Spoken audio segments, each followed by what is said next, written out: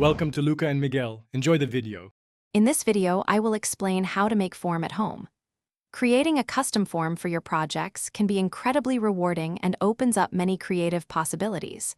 Whether you are casting, shaping, or simply need a temporary structure, understanding the fundamentals is key.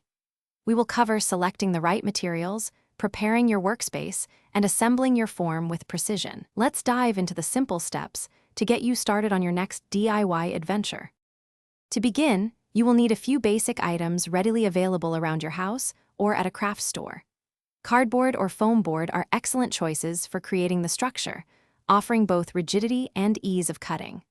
A reliable hot glue gun or a strong adhesive will be your best friend for quick and secure assembly. Don't forget a sharp utility knife and a ruler to ensure all your cuts are perfectly straight and accurate for a professional finish. Now, let's construct your form. First, precisely measure and mark your desired dimensions onto your chosen material, such as foam board. Next, carefully cut out all your pieces using a sharp utility knife and a ruler to ensure clean edges. Begin assembling the pieces, applying hot glue or a strong adhesive along the seams to create a sturdy structure. For extra strength, reinforce all corners and edges, ensuring your form is robust and ready for use.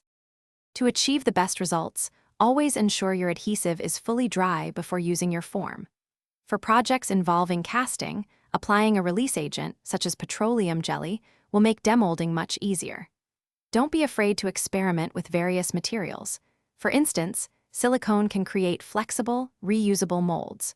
For larger or more intricate designs, adding internal bracing will significantly enhance the form's stability and longevity. Thanks for watching and please subscribe. It's the best investment you'll ever make.